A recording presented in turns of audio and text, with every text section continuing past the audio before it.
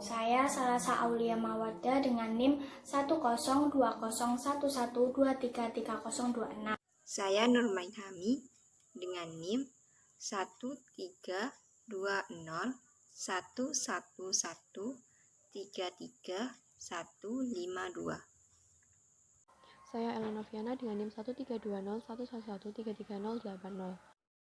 Perkenalkan, nama saya Karisna Kusmawati, NIM 1320111133051. Nama saya Talita Azalia Miranda dari Fakultas Keperawatan dengan NIM 1320111133061. Perkenalkan, nama saya Bunga Novitasari dengan NIM 1320111133164.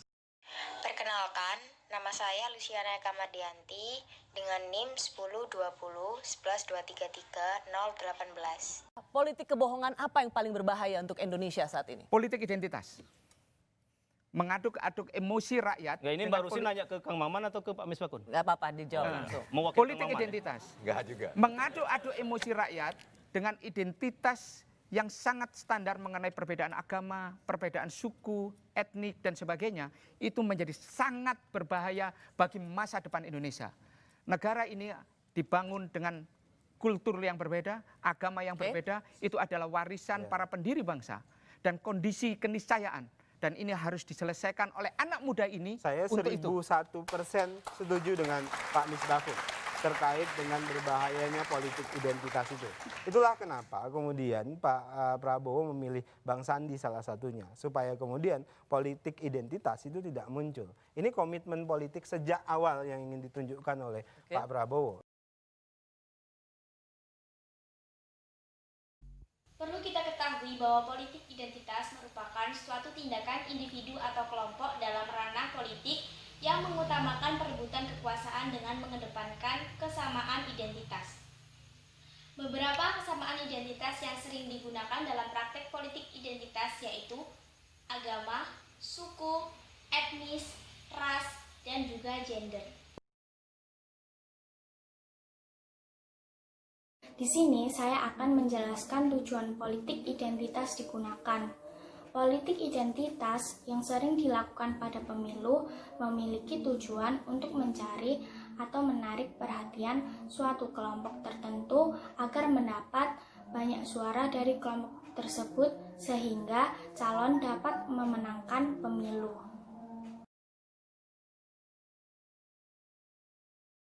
Kasus politik identitas. Politik identitas dalam pemilu seringkali terjadi.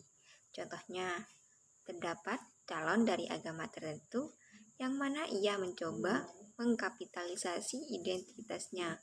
Tujuannya agar penganut agama tersebut cenderung memilihnya. Beberapa elit politik menyatakan bahwa politik identitas dapat mengancam nasionalisme dan persatuan bangsa.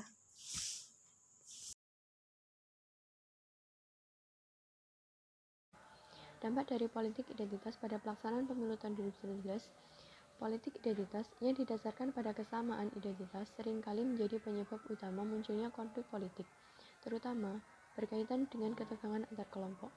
Di Indonesia, pemahaman mengenai demokrasi liberal yang melakukan Pancasila di atas segalanya menjadikan agama sebagai substansi yang keberadaannya dianggap sebagai ancaman bagi keragaman yang ada di Indonesia, terutama terhadap agama minoritas. Hal ini pada akhirnya berujung konflik politik. Contoh lain dari ancaman yang dapat muncul yaitu berupa penyebaran hoaks atau kabar bohong.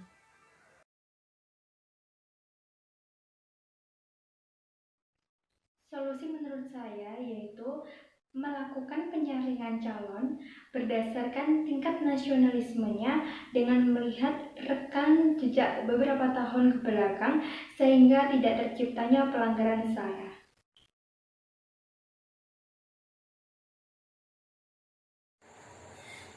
Solusi yang kedua yaitu dengan memberikan edukasi kepada masyarakat sekitar agar bisa memilih pemimpin yang jujur dan amanah, serta tidak tergiur oleh suap yang diberikan para calon.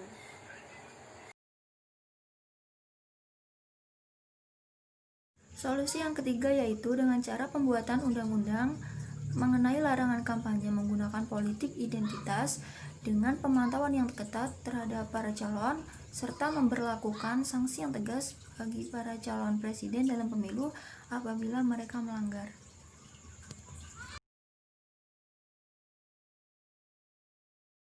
Kesimpulan yang bisa didapatkan yakni politik identitas sangat berbahaya dan mengancam persatuan bangsa. Politik identitas berbahaya karena merupakan suatu tindakan politik yang mengedepankan sentimen salah satu suku, ras, agama demi dukungan politik yang dapat menyebabkan isu perpecahan berkelanjutan. Maka dari itu, politik identitas sangat berbahaya bagi masa depan bangsa Indonesia.